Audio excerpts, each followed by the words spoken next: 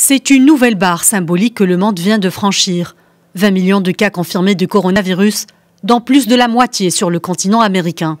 La deuxième vague, tant redoutée, semble inévitable. Le rythme de progression de la pandémie s'accélère avec 1 million de cas supplémentaires détectés environ tous les 4 jours depuis mi-juillet. L'Organisation mondiale de la santé exhorte les gouvernements et les populations à tout faire pour éradiquer la pandémie. Beaucoup d'entre vous sont en deuil. C'est un moment difficile pour le monde. Mais je veux être clair, il y a des raisons de garder espoir et il n'est jamais trop tard pour inverser la tendance. Face à la crise sanitaire, les États-Unis demeurent le pays le plus touché au monde. Le nombre de contaminations monte en flèche depuis le mois de juin. Le cap des 5 millions de cas a été franchi dimanche dernier. En Amérique latine aussi, la pandémie ne cesse de gagner du terrain, en particulier au Brésil.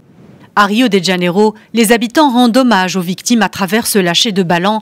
Le pays est le deuxième État le plus affecté sur la planète. Le Brésil est meurtri par le coronavirus. Nous avons dépassé les 100 000 morts. C'est une véritable catastrophe.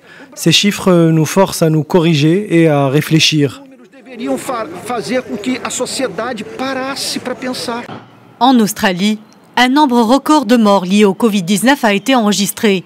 Mais en même temps, les contaminations ralentissent dans l'État de Victoria, épicentre de la deuxième vague. Prudentes, les autorités appellent les habitants à respecter les gestes barrières. Rétabli il y a un mois, le confinement dans la ville de Melbourne a été prolongé pour au moins 6 semaines. Un couvre-feu est en vigueur de 20h à 6h du matin.